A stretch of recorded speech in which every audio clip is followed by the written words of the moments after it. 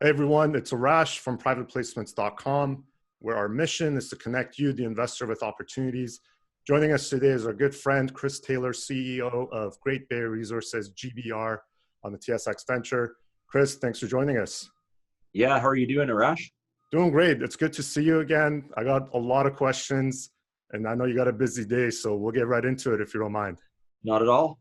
So listen, last time we talked, the exact date was March 26th. You guys, I believe, closed at $6.64 that day, $6.64. Today, you tried it well above $14, so you've more than doubled that in less than 3 months. And a lot has happened in those 3 months. You guys have raised money. There was a $33 million financing.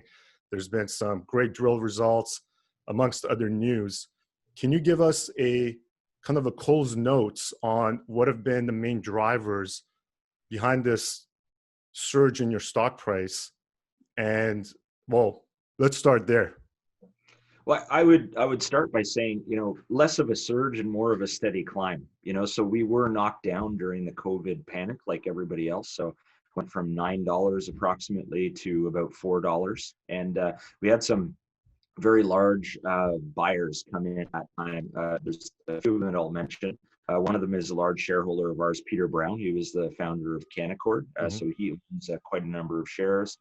There was a local billionaire who bought in heavily on the stock when it got down into the $4 range. And then, of course, we were added to the Van Eck ETF fund at about the same time. So that's Joe Foster, who I've met many times. So they ended up buying, I think they own now in the neighborhood of about 2 million shares of Great Bear, so they did a lot of buying. And then on the back of all the, kind of smart money getting involved in the story, we also had some really good gold results as well. And I think we're transitioning from the market understood us to be interesting geologically.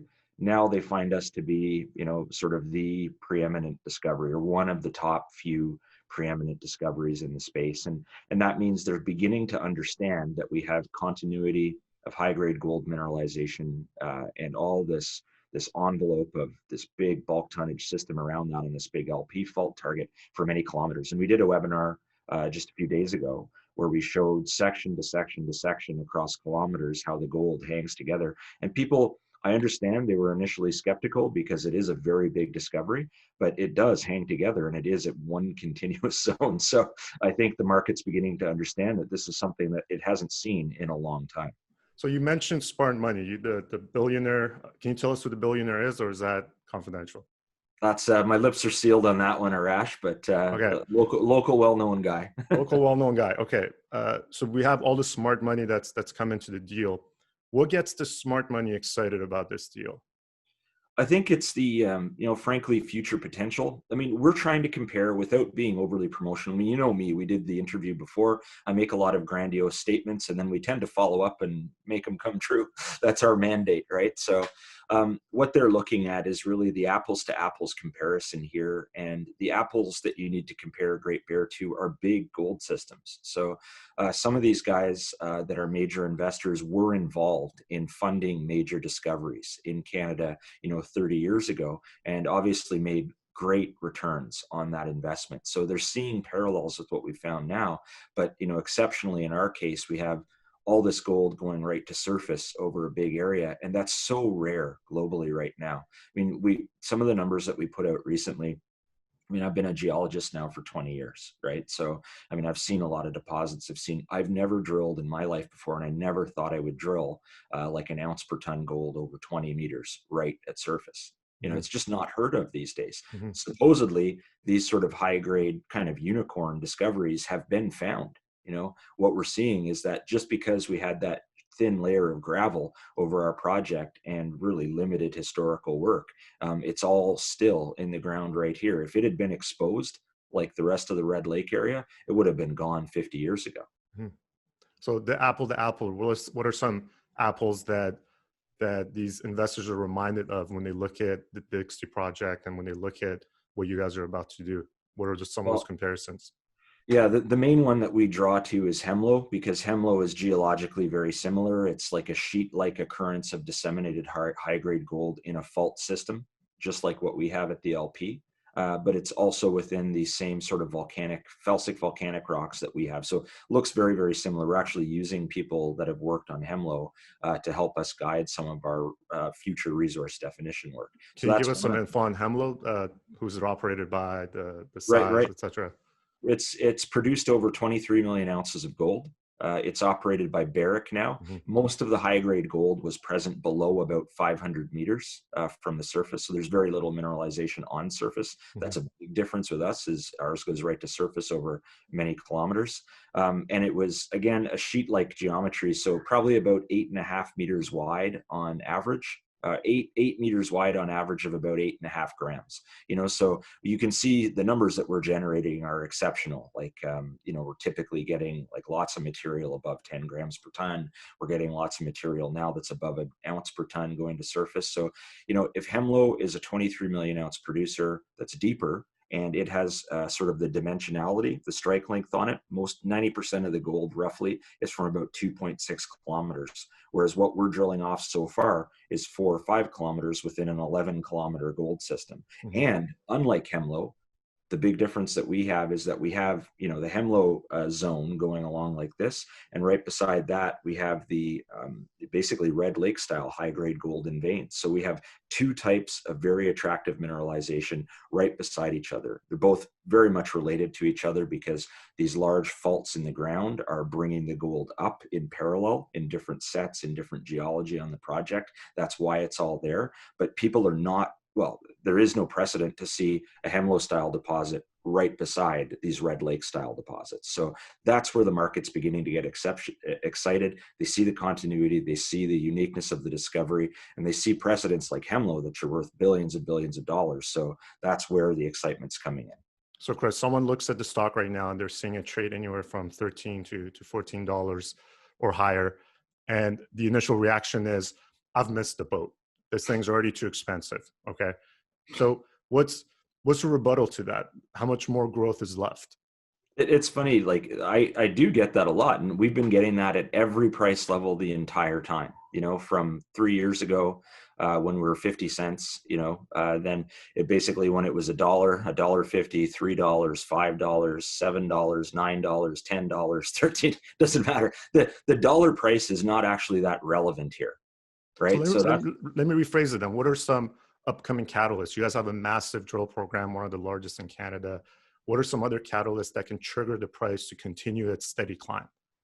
I think, I was going to get to that. And I guess you got to think about the value of what we may have in the ground. And of course, this is an early discovery. Like we just found all this stuff last year in terms of the LP fault. And we've just found the other zones, like that was 2 years ago. So the market is adjusting to the reality of what we are finding in the ground here. So think about it in terms of, if you read the independent analyst reports about Great Bear now, they're expecting us to have somewhere between 5 and 10 million ounces of gold in the shallow surface. Where do you find that? If you look for comparable companies, which ones have these sort of estimates so early in the discovery process? They're almost absent, globally, because these are exceptional types of discoveries. So what would be the value of that amount of gold in the ground? And all I can do is point to parallels in our district, and guys that I know well, they've done great work and they're advancing a project now are Pure Gold, so our neighbors Pure Gold, it's over a 2 million ounce resource, but their reserves, mineable reserves there are about 1.5 million ounces, and they have a $500 million market cap. They're putting the mill into production. So they're further down the road than Great Bear, but 1.5 million ounce deposit is going to be valued at $500 million. If we have something like 5 to 10 million ounces, they're getting valued at something like about $300 an ounce in the ground. What would that equate to with a Great Bear, in terms of if it had what these analysts say, 5 or 10 million ounces, and remember, they're only giving you the estimates in the near surface. Yeah. So, if you start going down to the depths of the comparable mines in the area, remember, we're drilling off now between 0 and 500 meters, but the Red Lake gold mine mines down to 2.5 kilometers. So, you got to think in our sense, what would it be worth if the analysts are right? And that's obviously a hell of a lot more than Great Bear is worth today. So that's the value prospect that people need to point to. It's up to us. with the drill rigs to show that that's the case. But we have enough money, like over $50 million in the bank now, to drill steadily, like 7 days a week, 24 hours a day for like a couple of years without pausing. I can only imagine, this LP fault specifically, we've only put 115 holes into it so far, and we're getting the valuation that we are. I would imagine, like I can only imagine what that'll look like after there's 300 or 500 holes over a big panel along that thing. It'll, taking it to that high definition vision of what's there will be pretty incredible in my mind. And so the one thing that we know for sure that you can guarantee is that there's going to be a lot more news flow coming because you guys are actively drilling. And so whether it's positive or not, we don't know, but we know that there's going to be news coming. That's exactly right. I mean, Yeah. the proof is always in the drill results, and you can hype it or talk about parallel values all that you want. But in the end, if we continue to be successful with the drill, the value of the company should grow. That's the way these things work. Yeah. Let me ask you this. What is the vision with the company? What's the exit here? Do you guys actually want to go into building something here, or are you guys becoming a hot takeout prospect, or discussions already being had? I mean, we've been approached right from the get-go. As soon as we made the first discovery, we had various opportunities on the table that we could have exited if we were looking for a liquidity event, as they say in the financial space. We're not. What we see is the more that we drill, the bigger the project gets, and the more our shareholders' value increases. I want to see that project continue until we feel that the value of the company is reflective of the value of the gold in the ground. I don't think it's anywhere close now. It's my opinion. I'm the CEO. I mean, I would have to have this opinion, but the proof is, like, when you talked to me back in March, we were half the value that we are right now, So, and we've been successful with the drill rig, and other people are beginning to understand what we have. So, I mean, that's what I want to keep doing, is I want to keep putting the value into the company, into shareholder hands. It's what we try to do the entire time. We're shareholders. We want to benefit from that value. That's the mandate here. And you have leverage. You have plenty of cash. You're funded to, I think, for the rest of the year, right? Well into 2021. Yeah, that's right. And we're doing the more advanced study work now on the project too. Like, we're doing metallurgy, environmental baseline studies. We recently got into a very good agreement with our First Nations partners in the area. So, what we're trying to do is lay the groundwork for long-term success for the company. I just have to, we will grow the company. We will modify the company to the point where it's able to advance the project as far as we can get it. We just try to be realistic. Like, there are no independent mining companies that have found something like this that are independent juniors, I should say, that have been allowed to take an asset like this all the way through to production. There's some exceptions, like Pradium is one, right? If you get the value there. I mean, it's a challenging deposit, great gold, and but it shows you there's high variability. Perfectly understand why some of the majors haven't got involved in that one, but they managed to go through that process on their own. If you do have something like a 5 to 10 million ounce deposit, that's clearly, what is, it's called a tier 1 asset. So these are large scale, long-term producers potentially. We think that's what we have. We have to show it with the drilling. We have to show it with the economic studies. Proof's in the pudding, right? As I always say. But if that's what we have, it's very unlikely that we'll be allowed to take it all the way through to production on our own. That's all I can really say about it. Okay, so let me ask you this. We're called privateplacements.com. The next time you guys raise money, is it even possible for retail investors to get in on your next private placement or next financing, or is it all in institutional hands now and basically you're locked out? Yeah, it's pretty tough now. The last 2 financings we've done in a row have been entirely institutionally bought, right? The demand, like, we could have, the placement that we just did, I was told that we could have, if we gave it a day to run, we would have had over $100 million in demand on the placement. We ended up upsizing to a $33 million placement, to accommodate some of that demand. But the point being, in an improving gold market with the kind of discovery that we have, I want to see the shareholder base also mature to that level where we have more institutional involvement, because it benefits all shareholders collectively. So I really do want to see that occur, and that's why we've been focusing on institutional. There's always, the thing about Great Bear is it trades, right? You can pick up positions in the market if you want to. And that's one thing I would highly recommend. Retail guys like myself, I bought stock during the dip, look for dips in the share price. That's the time to accumulate. Assuming we're continuing to be successful, the value should come in over time.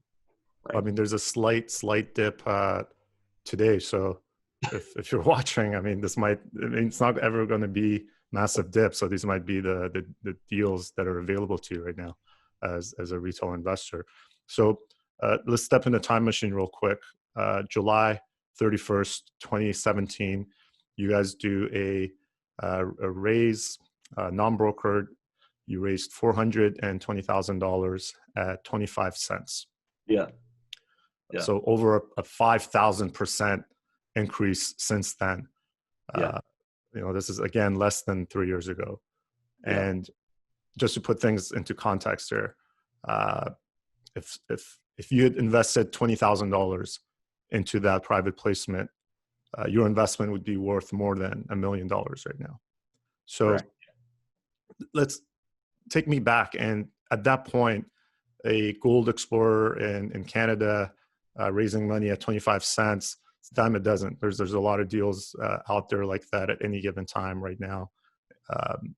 What set you guys apart at that point, and first of all, what was the pushback you were getting? Because I'm sure you weren't you didn't have the status you have right now, so you had to deal with some rejection, I'm sure.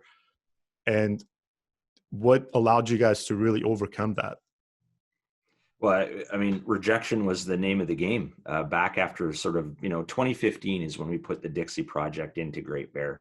And at that time, on a month-to-month basis, I was actually taking checks out of my own personal account to pay to keep the company floating month to month. Mm-hmm. And there was nobody that wanted to give us money, for Great Bear at that time. I had to take a loan off my own mortgage to buy the Dixie property. Like nobody liked it. The reason is because the Dixie property is garbage, right? What do you There's mean? no gold in the ground. There's no gold in the ground at the Dixie property. It's in the wrong group of rocks. Other people that are smarter than you have worked there before, and they say that it's crap and that it doesn't hold together. So these were the types of feedback that we were getting. Now, the bottom line is my partner in this, Bob Singh, he's a director and VPX. Bob and I don't really care what other people think about a project. We always evaluate data entirely on our own. And it was obvious for us, looking at the data on this project, that it wasn't a problem with the geology, it was a problem with the work. So when we redid resurveyed drill collars, after we did it digitally, Bob put it all together in a 3D model when we did the deal on the project initially. When we went out into the field after we actually bought it, we could see that these so-called scattered lenses of gold mineralization were actually continuous sheets in the original Dixie Limb zone. And then what we found was, looking at regional geophysics and studies that were conducted by the government, there appeared to be a major transcrustal structure running along this area. And we staked the entire property before we drilled the LP fault target. We staked the entire 22-kilometer section of it. The reason that we did it and the reason that we could get it is because everybody else thought the ground was crap. To put it quite bluntly, they said, you're looking at felsic rocks out there. They're not known to have any main gold mineralization in the Red Lake area. It had actually been drilled. There were actual holes into the LP fault target where we're generating all this current value that had high-grade visible gold, unassayed, unrecorded, in the boxes, stacked in the woods for 20 years. So what did you guys know that others didn't? Like, why were you guys looking at it and had the conviction that this is it, while others were calling it trash or garbage? No, it's just like, I'm a structural geologist. I did my master's thesis in the Himalayas. I was looking at major orogenic systems and major transcrustal structures there, some of the biggest in the world.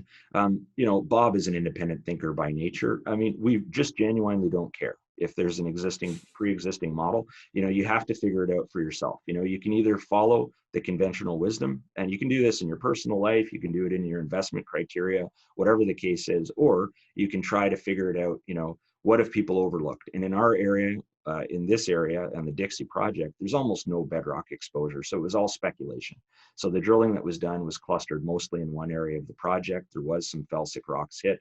And when we began noticing that there was actually, high-grade gold in the wrong rocks, in the vault structure that we had staked the project to control, well, I mean, it was obvious. You can't pour water through a granite countertop.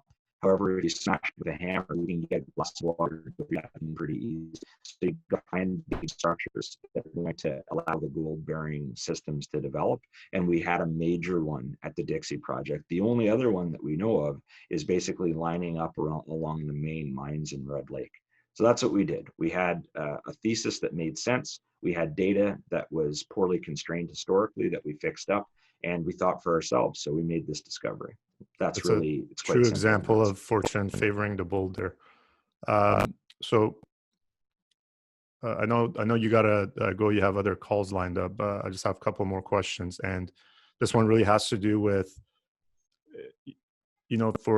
I mentioned how these 25-cent financings are so common. You see all of them from the source, from someone who was once struggling to raise money and had to take out a mortgage on your, line of credit on your mortgage just to keep things going. What are some elements, some common themes that existed with you guys? Obviously, you guys didn't give a shit, and you guys were had the conviction in what you were seeing. But what are some parallels that people can look for in some of those junior companies today that are maybe struggling or just getting started? How do you, as an investor, identify that? Well, probably the first thing to do that I would look at is how the CEO got his stock. And if the CEO has managed to accumulate millions and millions of shares at a penny or a couple pennies, and the first private placement was done at 10 cents, and then the retail public gets to get in at 20 cents, I would probably shy away from that, because that guy has already made a pile of money by the time the first retail hand gets to touch it. No motivation. With Great Bear, we rolled back the company, after we did the Dixie deal, rolled it back and did the first financings.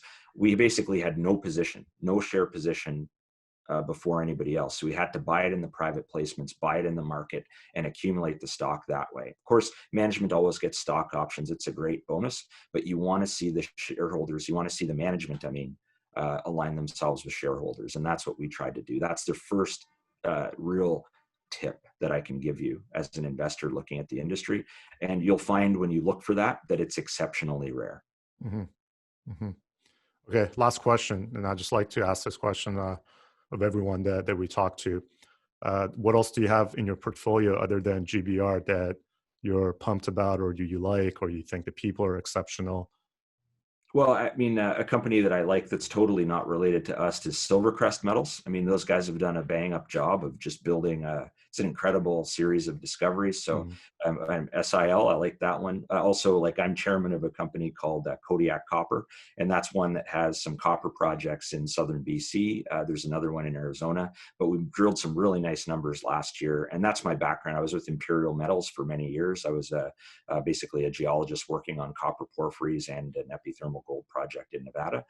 But we made a discovery at that MPD project in Kodiak last year, some really nice numbers. So that one, early stage exploration, lots of risk still involved if you become a shareholder, but that's one that, I think has a good shot based on the property. Do you think the copper market is in for a turnaround here?